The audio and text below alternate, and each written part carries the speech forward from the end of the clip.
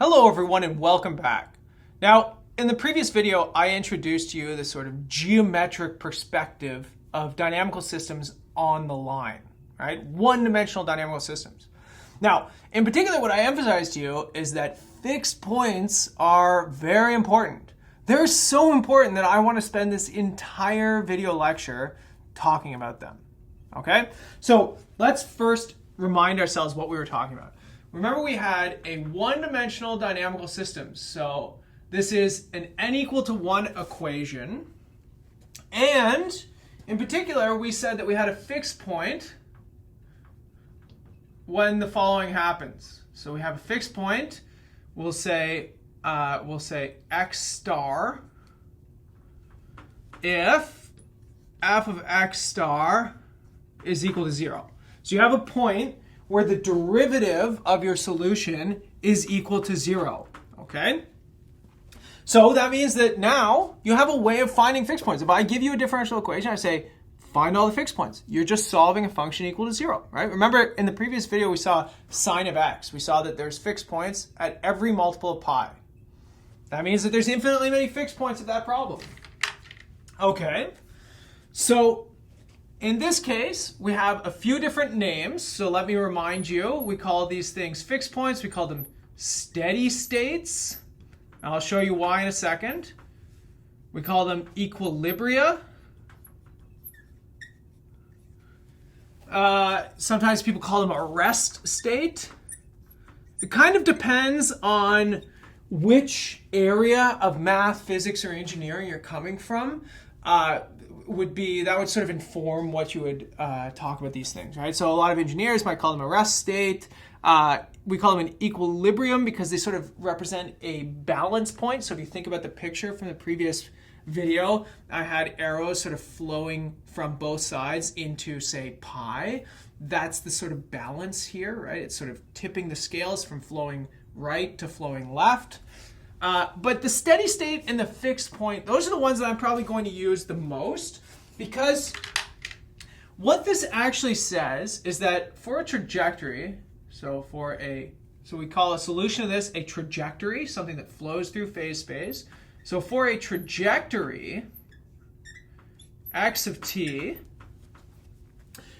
with x of 0 equal to x star. So if you start at a fixed point, okay, what can happen?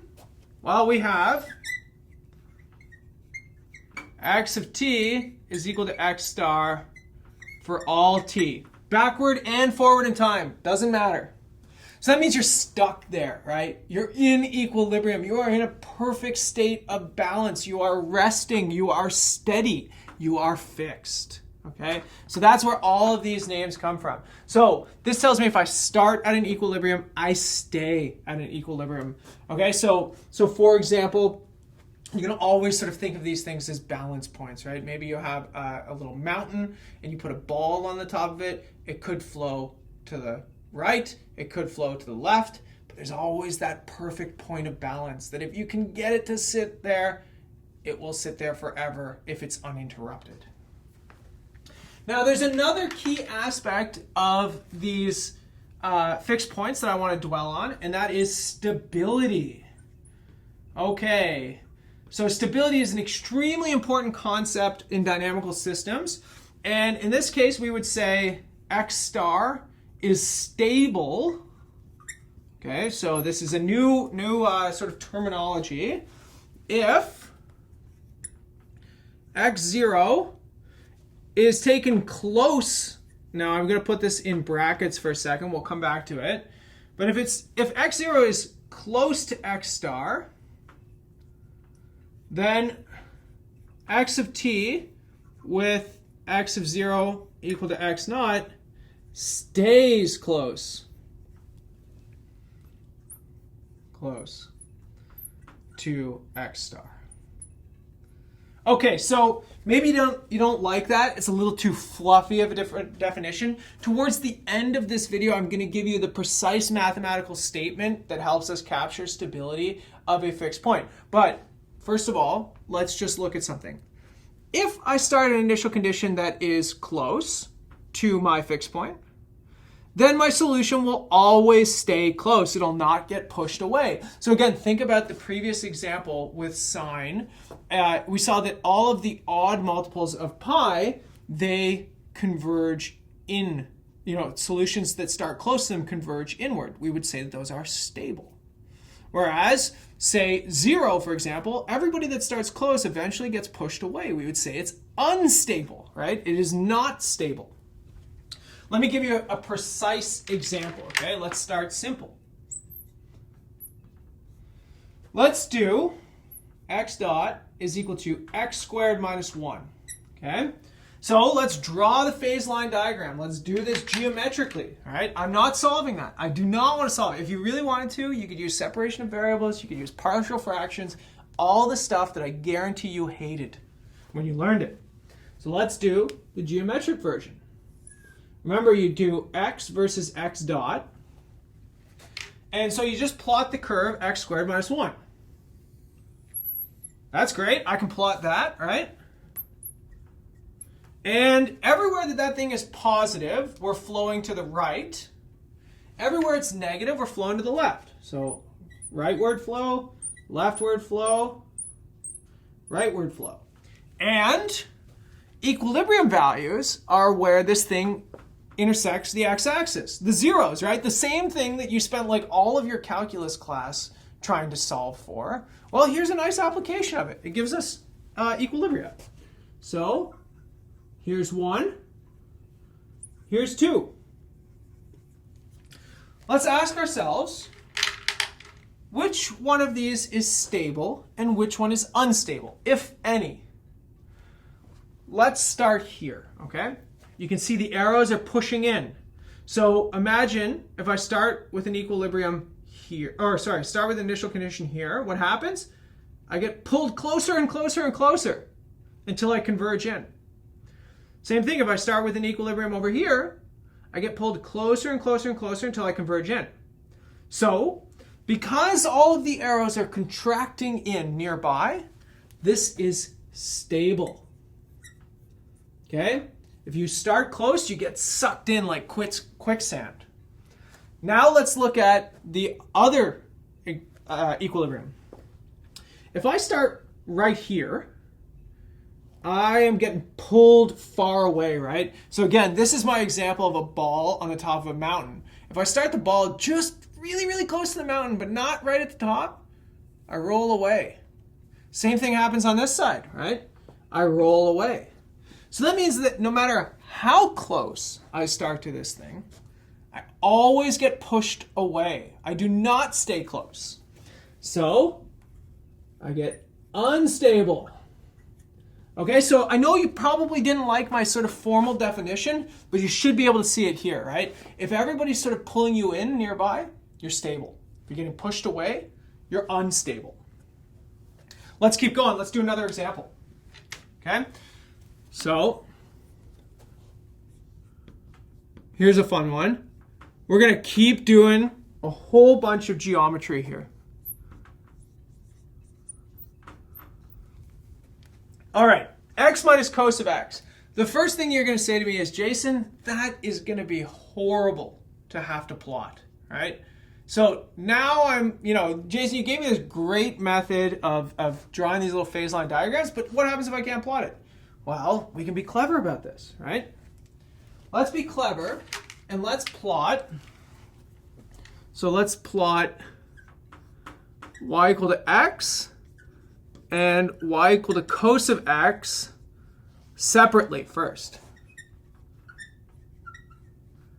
I believe that you can do that, right? That's not a difficult ask. Okay, so let's plot each one of these and let's talk about it.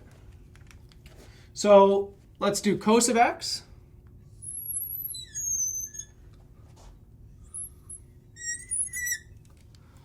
And, okay, let's just remind ourselves this is cos of x.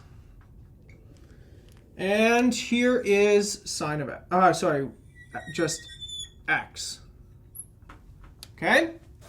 Now, I know that they aren't going to intersect anymore. This is at -1, but that value is at 3 pi over 2, which is larger than negative 3 pi over 2, which is larger than -1, so there's no connection down here. There's a unique intersection of these two curves. I don't know exactly what the value is, but I could use, say, the intermediate value theorem to prove that it exists. And in particular, look what happens when these two things intersect. So this would give me x is equal to cos of x. I can rearrange that to x minus cos of x is equal to 0, which gives me an equilibrium point. All right, geometry's helping us out again, right?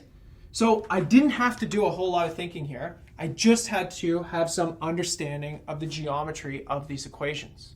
Again, this is the perspective that dynamical systems is taking.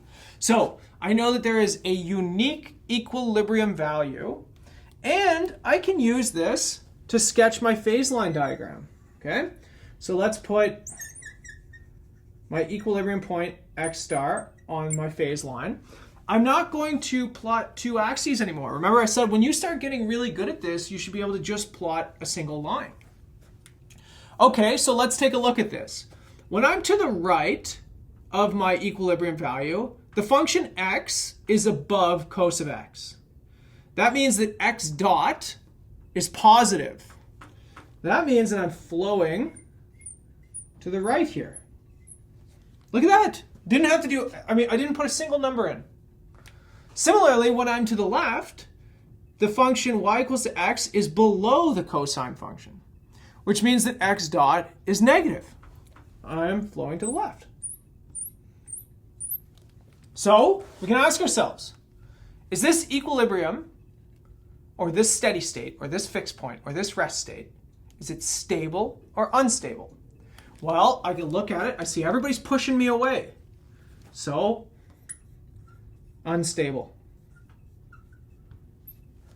Think about how awesome that is. I didn't write a single equation down other than the equations that I was given. I didn't do any calculations. I just used the fact that I am good at calculus. That's it, right? Nothing more, nothing less. Okay, let's look at a slightly more intricate or applied example. And this is going to be on population growth. Okay, so let's start this off. Let's assume that, say, n of t, so again, a function of t, this is a population of, let's say, an organism.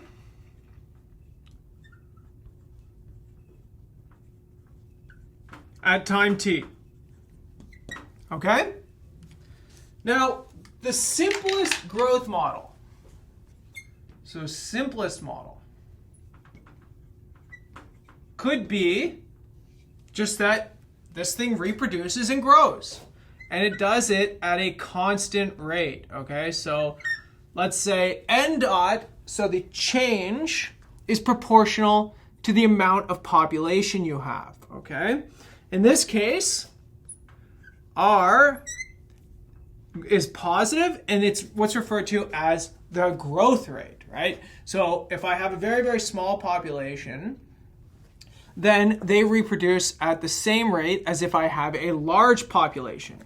But what's different here is that, if the population is large, then they're all reproducing at that same rate. It's going to grow even faster, right? That's what this equation is telling me.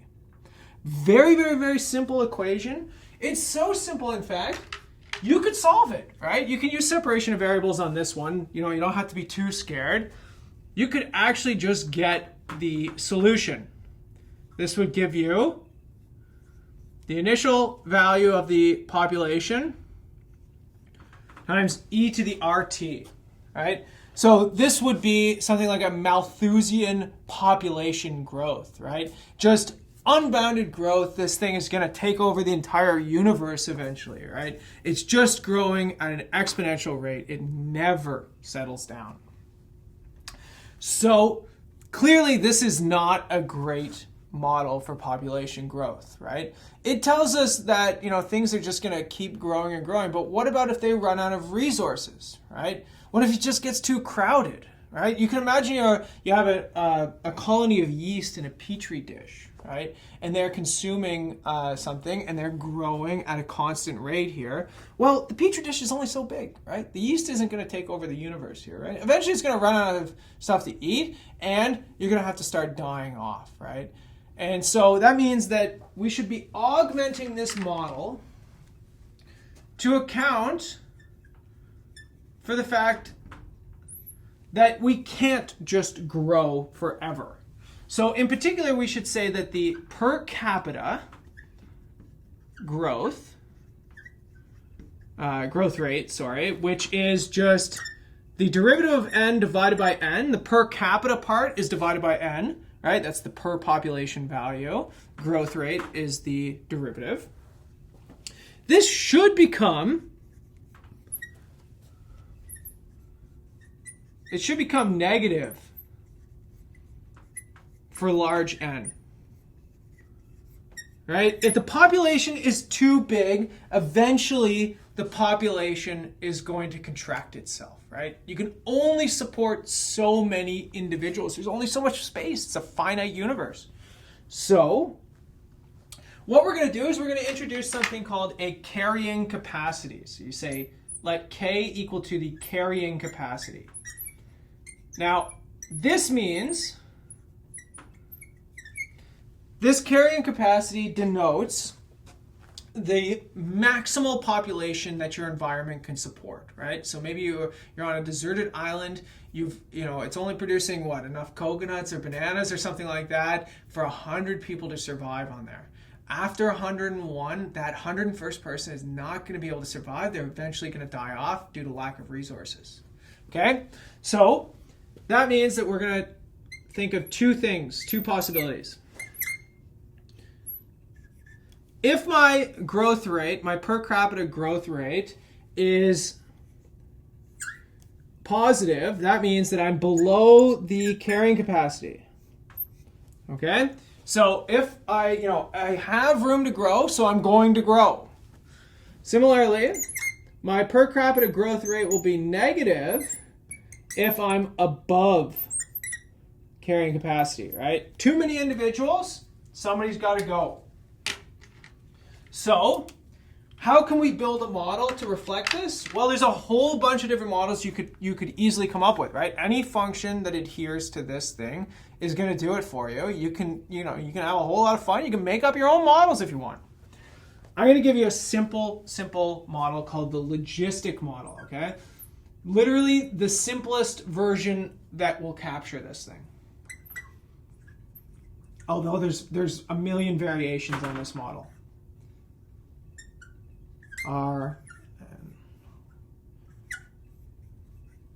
So that's my logistic model. If I divide off the n there, I get my per capita growth rate. R is just, again, my growth rate.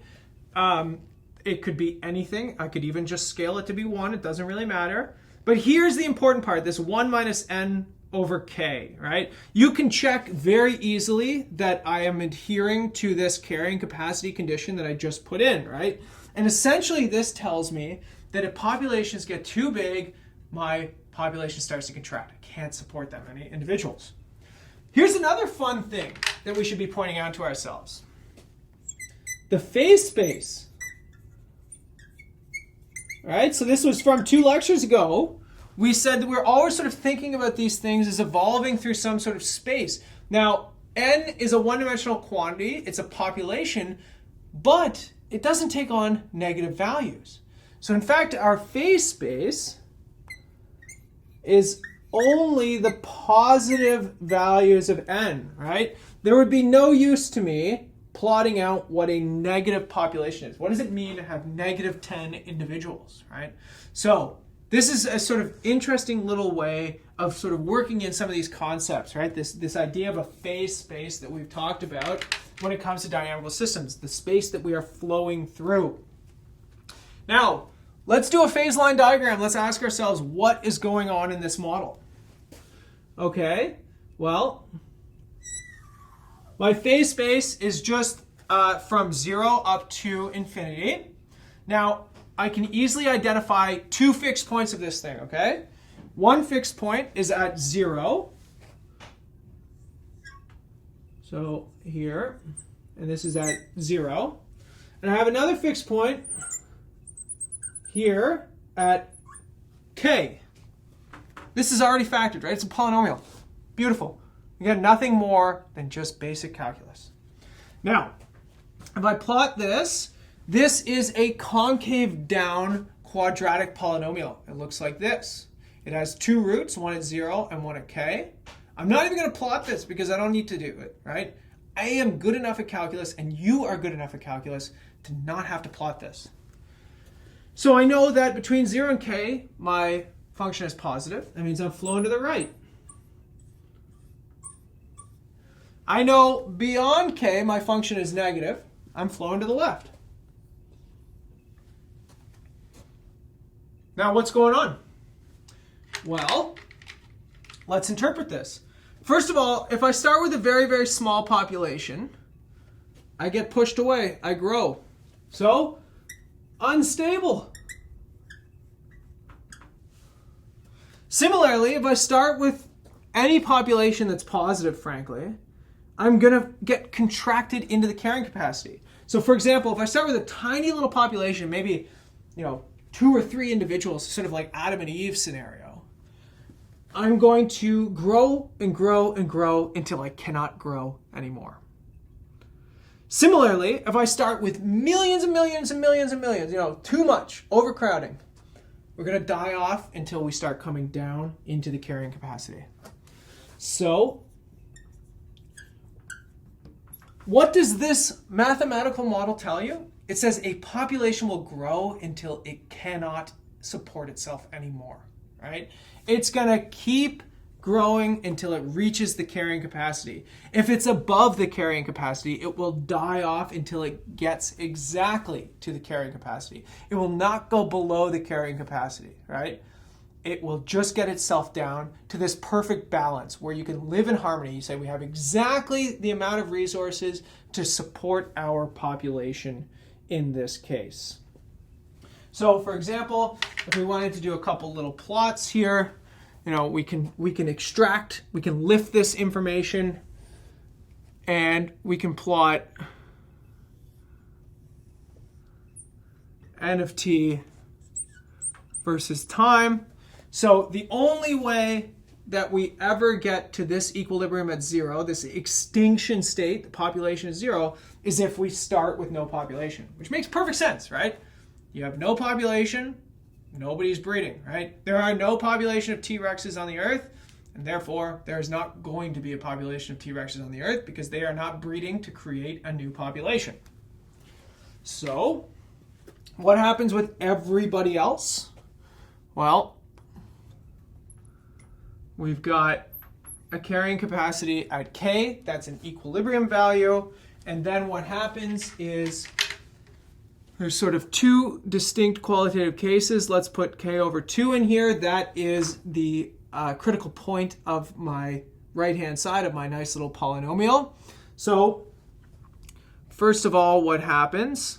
If you take another derivative, you can see that the second derivative of this thing is going to be positive. So that means that I have a sort of concave up quality to my solutions until I reach k over 2, which the second derivative of n is then going to be negative. So I get a concave down quality, and I sort of converge into my fixed point at k, right? So again, you're just sort of seeing this from the phase line diagram. I'm getting the concave properties from the actual differential equation, right? Again, think about it. I've done nothing in terms of actual sort of calculus, right? It's all sort of interpretation, all sort of geometric intuition.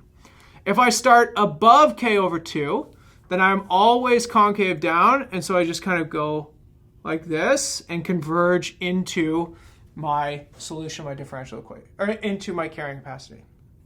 Similarly, if I start above this, I am always concave up,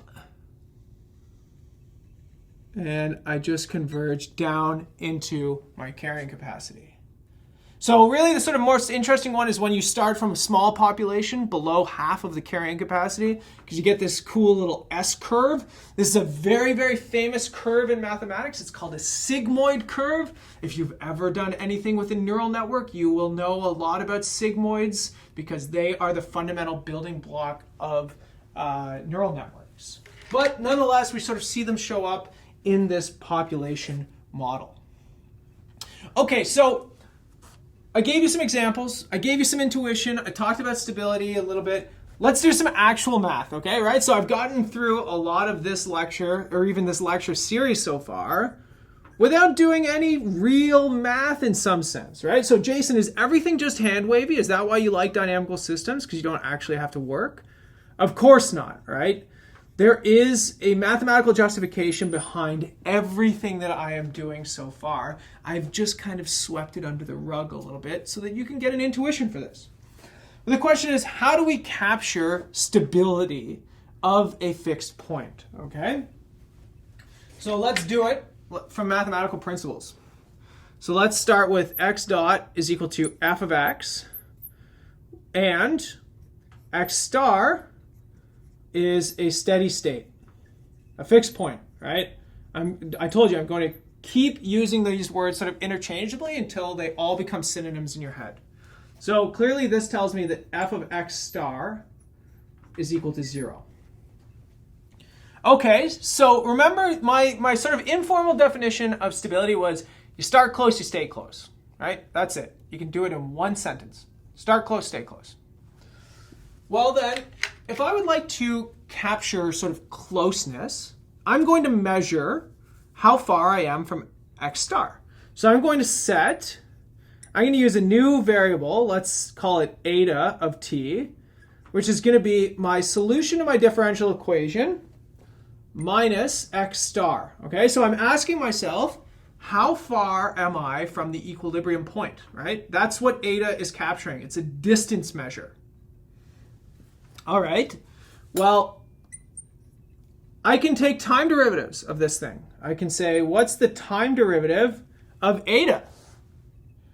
Well, it is the time derivative of x, and x star is just a number, right? It could be pi, it's, negative pi, if it's, it could be anything. It could be k, it could be 0, but it's just a number, so it has no derivative. Its derivative is 0. So that means that eta's derivative is the same as x's derivative, which we know is f of x, which if we rearrange this, tells me x of t is equal to eta of t plus x star. So I can fix this up. So I could do, this is x star plus eta, which I would like to do a little Taylor expansion, right? So again, start close, stay close. So if I'm close to x star, then eta should be small. So let's take a look. I get a Taylor expansion about x star. So I get f of x star plus f prime of x star times eta plus, now I'm going to use order notation here. This means in the Taylor expansion, the terms that are quadratic and higher. We're going to use order notation a lot throughout this course, and it helps us to just denote that there's higher order terms, but because we're doing Taylor, we don't care about them, okay? So I only went linear, constant, and then up to linear. I said there's quadratic terms, but I'm not gonna bother with them right now. Okay? And Taylor's theorem gives us the exact way that we can quantify that error. Okay? So we don't have to worry about any sort of mathematical fuzziness here. This is an analytical statement. But I do know that this is equal to 0. And so if eta is small, this tells me that my equation for eta, okay, is approximately just this linear equation.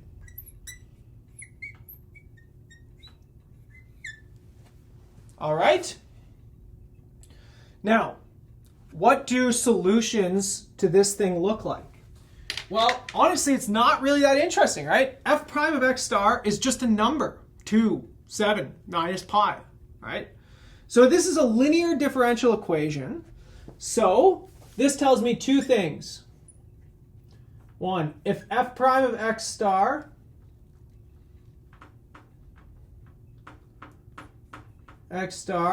is greater than 0, this implies that eta grows, right? Because the solution to this thing is going to be whatever the initial condition of eta was times e to the f prime of x star times t.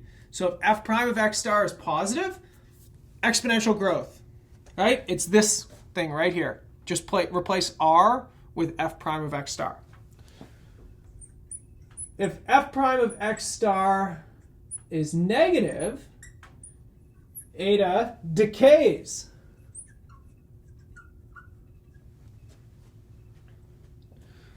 So let's see what this actually means for my differential equation. If eta grows, that means that the distance from my solution to my equilibrium is getting bigger. I'm expanding outwards, right? Just like we see on the phase line diagram. Whereas if this thing is decaying, the distance is collapsing.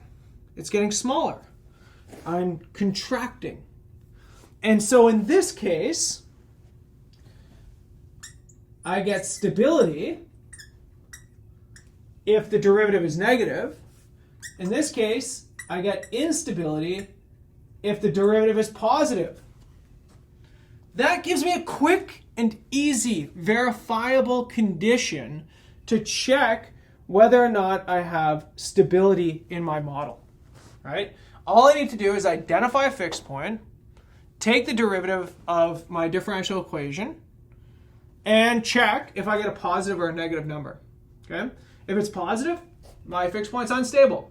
If it's negative, my fixed point is stable. Okay, let's take a look at some examples, okay? Let's go back to that example from 2 lectures ago. Let's say this is example 1. Let's look at sine of x, right? This is the one that we tested out the geometric perspective of dynamical systems. This is where we saw that there are fixed points at all of the multiples of pi, right? So again, you can figure this out, right? So the fixed points, x star is equal to k times pi for every integer k. All right. So then if I compute f prime of x star, remember f is the right-hand side of the differential equation. So that means that I take the derivative of that. That's cos. And x star is k times pi. Now, cosine is going to take the value 1 when k is even. And it's going to take the value minus 1 when k is odd. So what that means is that you have unstable steady states at even multiples of pi, and you have stable steady states at odd multiples of pi, right? So we saw this again. We saw, for example, that 0 is an unstable steady state of our system. Everything's getting pushed away from it. Whereas pi, or minus pi for that matter, is stable. We're sort of contracting nearby trajectories in. Okay, what about the logistic model, right? We just looked at it. Let's do it again. Remember this one. N dot is equal to Rn 1 minus n over k. Well, in this case, this is my f. So my f prime of n here is just going to be r minus 2rn over k. So we can very easily compute out what we need here. So I could do f prime of 0. Well, this gives me r, which remember, we assumed this thing was positive, which implies unstable. Okay, that's good, right? So at least things are conforming with the pictures that we were drawing, right? So my analysis that I did, it was founded or it was, you know, the pictures that I drew was founded in the analysis, right? I didn't just give you these things and say, this is how it works, right? There's a method to my madness here. Now, same thing here. If I put k in here, I get minus r, which is less than 0, which tells me that my carrying capacity state is stable. Okay, so good. Everything checks out.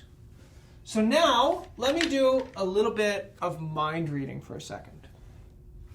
You say to me, Jason, what about the intermediate case? You told me when things are positive, then it's unstable. When things are negative, then it's stable. What about when it's 0? Well, what about it? So what about f prime of x star equal to 0? Well, it turns out that this is a very degenerate case. So let me give you some examples about some weird things that can happen here, okay? X dot is equal to, let's say, minus x cubed. Okay? Very, very simple differential equation. I'm going to give you the phase line diagram. It's got a fixed point at 0. And everywhere else, in this case, if you are to the left of this point, you are positive, so you're moving to the right. If you are, sorry, this is 0 here, and then you're moving to the left if you're on the right of it. So in this case, you get stability. Okay, so this has a stable fixed point at x equal to 0. So does that just mean that every time the derivative is equal to 0, I get stability? Like, should I be including that? Well, what about this case? What if I don't put the negative there? What do I get? Well, I basically get exactly the same picture, just with all the arrows flipped around. Which is unstable now. Okay, so now you're telling me, Jason, you know, when this thing is equal to 0, is it just the case that, like, it's either stable or unstable? I just need to draw the picture to figure out which one it is? Not quite. Let's take a look at another case. Let's do x dot is equal to x squared now. Okay? So, again, fixed point at 0. But in this case, everything is positive. We're always moving to the right.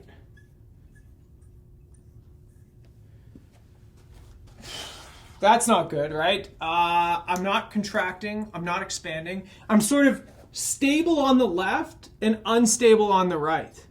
Sometimes we call this thing semi-stable, but I prefer not to use too much terminology for this. It's an extremely degenerate case, but it exists, right? So this is telling me that I could have, when I have a derivative equal to 0 here, I could have stability, I could have instability, or I could have a little bit of both, kind of, right? So, you know, if I start above the fixed point, I get pushed away. If I start below the fixed point, I settle in. So here's the thing. You never know. You have to draw the picture, okay? Now, even though these are relatively degenerate cases, right? They don't come up a whole lot. Most derivatives, you know, you sort of have this sort of probabilistic or generic assumption here that these derivatives are not going to be 0. Turns out that finding when these derivatives are 0 with respect to maybe manipulating the system a little bit through changing parameters is extremely important for something we're going to talk about in a few lectures, and that is bifurcations. Okay, so we're not there yet, but I do want you to notice that things can kind of get ugly here, and in particular that ugliness is a precursor to something that is very fun and very interesting when it comes to these systems, and that is bifurcations. Okay, I'll see you in the next lecture, everybody.